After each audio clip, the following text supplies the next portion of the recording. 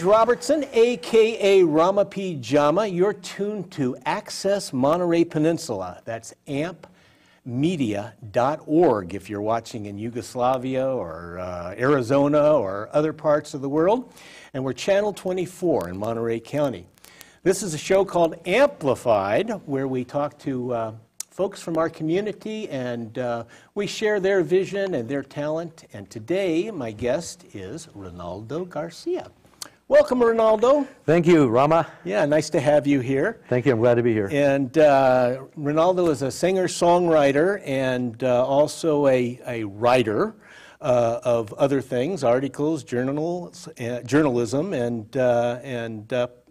plays and screenwriting as well. Yeah. So tell us a little bit about yourself, where you were born and brought up. I was born in Southern California in the San Fernando Valley in the 1950s when it was a lot of orange groves.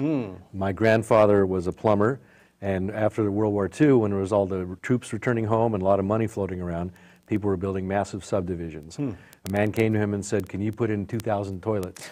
And he said yes when he didn't have the manpower.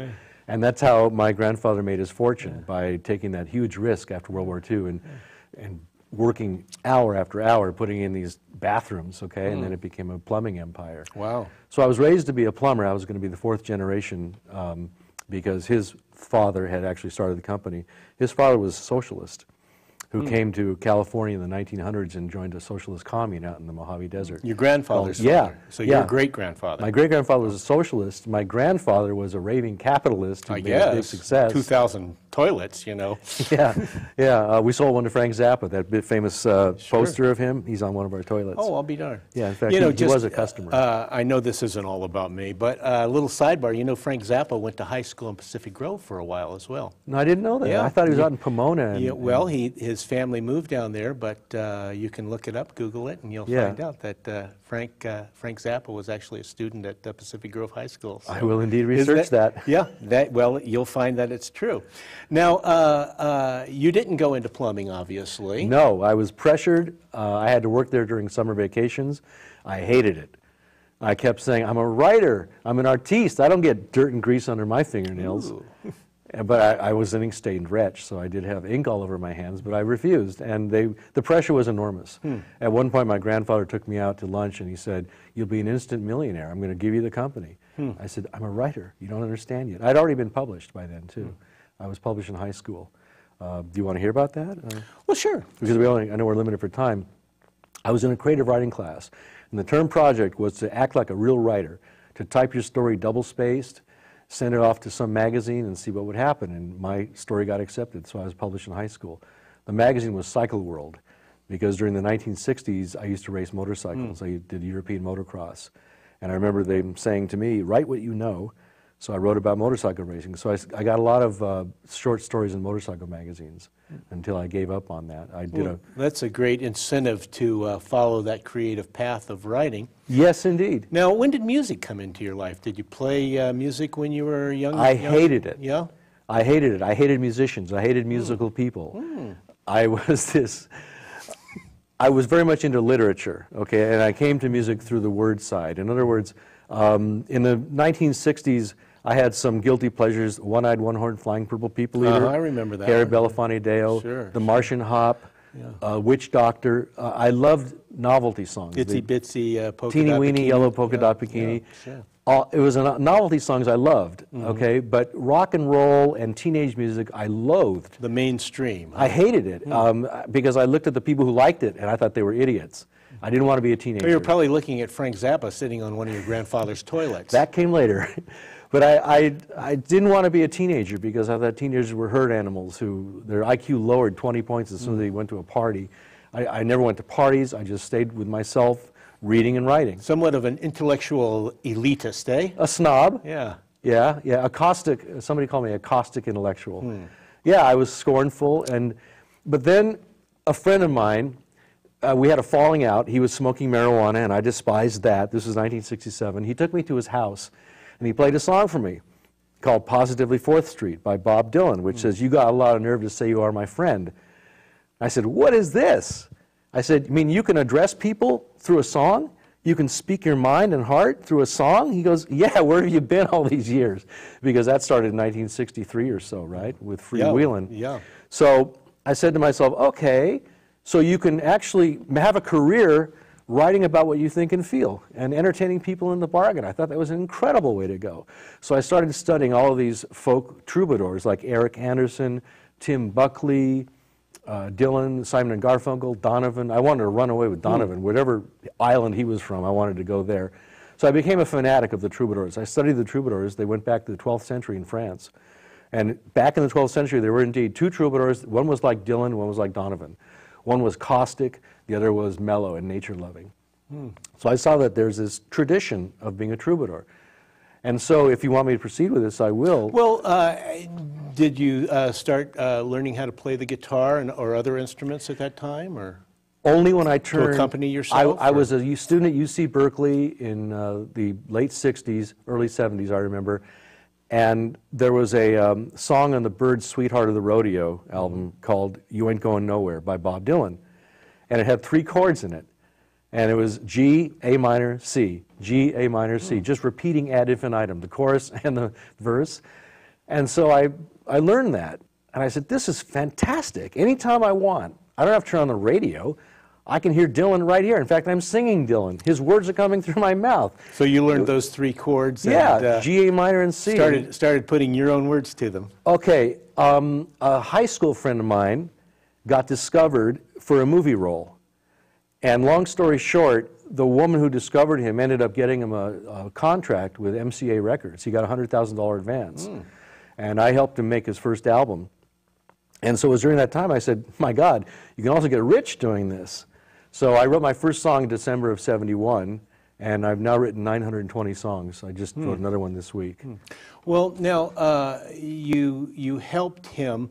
You wrote your first song in '71. Did any of those songs get utilized in the movie or No, the no, industry? no. The movie was called Two-Lane Blacktop. It was a cult favorite. It still is a cult favorite. Directed by Monty Hellman, written by Rudy Wurlitzer. It was made with Dennis Wilson and James Taylor. Maybe you heard about it. It was a cult favorite about these street racers driving across America in a race against Warren Oates. So he was discovered by this woman in Griffith Park in Southern California. And he plays the biker at the end of the film who steals the woman from Dennis Wilson, okay? So that was in the summer of 1970, I think. And so I came into that mix after the filming was finished. And he introduced me to this woman. Her name was Jacqueline. And if you're going to ask me about Gurdjieff, she was the Gurdjieff teacher that I was with for another decade. I was going to ask you about Jacqueline, but no, I'm just teasing. No, she was a hot mama. She was an actress. She was the wife of Monty Hellman. Jacqueline Hellman was her name at the time. She's in the film. She was friends with Jack Nicholson, Gary Kurtz, the producer of Star Wars, George Lucas. She got me an interview with George Lucas for the Ronnie Howard role in American Graffiti. So she was very deeply connected. I ended up babysitting Jack Nicholson's daughter. We had a mansion. Now, was this in Southern California? We rented a mansion in Hollywood at 5769 Briarcliff You rented Road. a mansion with your friend who had gotten the $100,000 advance? Or? No, they were lovers. She left her husband Monty for him. She's 15 years older than him or so, and then they split up. But when I was living with him, helping him make the album, she was hanging around, and she ended up talking to me about Gurdjieff and what that could do for me, and how she could help me be a writer. She became a muse and an acting instructor and a writing instructor for me. So, in a nutshell, tell me a little bit about your experience with Gurdjieff. I read in your bio that you studied with Gurdjieff, or you studied the philosophies of Gurdjieff and other psychotherapeutic philosophies and whatnot.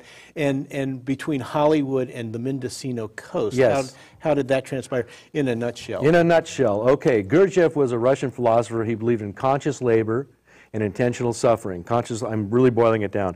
Conscious labor. While you work, you observe yourself, you're aware of your body and your thoughts. Okay. Intentional suffering means putting yourself into situations that are unfamiliar and scary. So right now, I'm attempting to do conscious labor and intentional suffering being with you. It's not at all unpleasurable, but I'm leaping into a moment-by-moment exploration with you. Yeah. So we rented a mansion in Hollywood.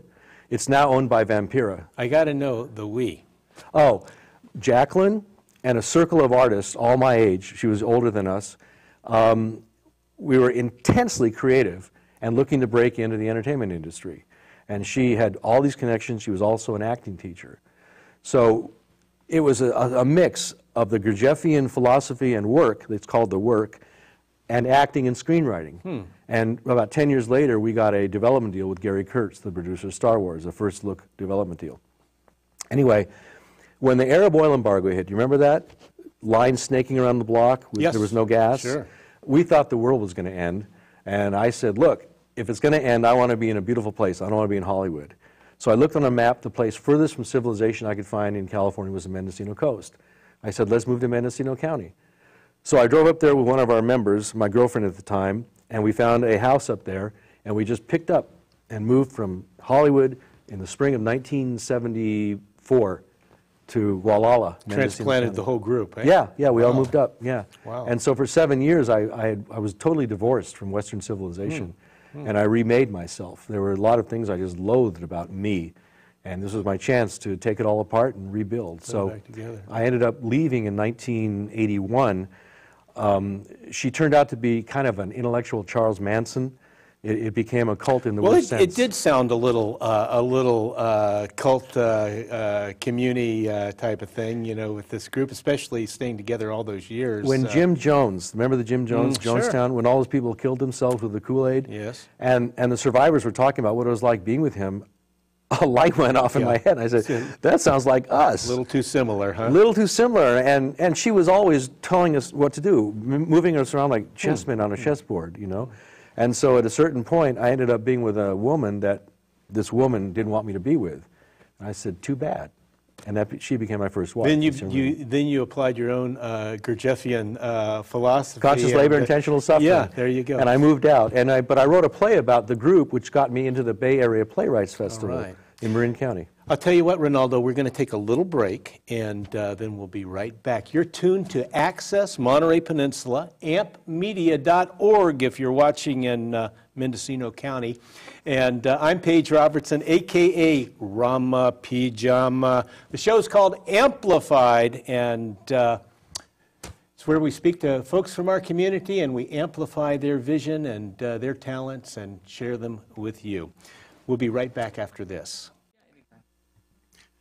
This is called I Still Love You, and it's for Alma Sandra Castro Garcia.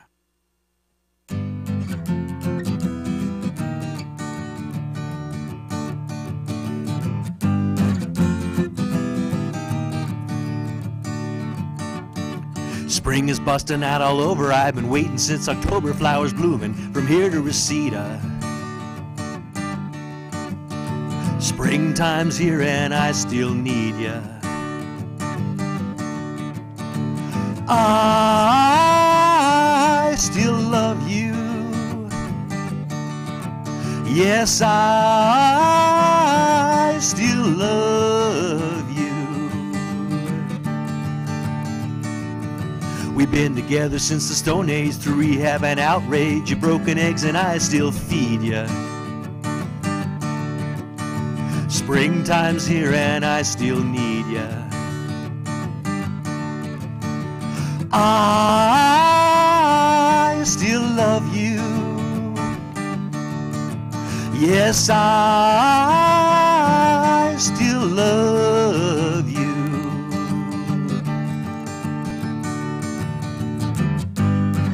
Cabin fever nearly did us in. I tried to leave you. When I came back, you had to let me in. You ask me if I still love you, though the storm clouds hang above you and your face makes it hard to read ya. Springtime's here and I still need ya. I still love you.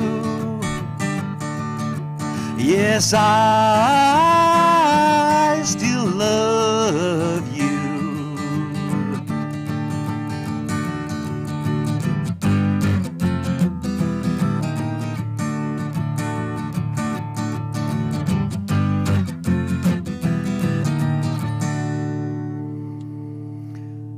Muchas gracias.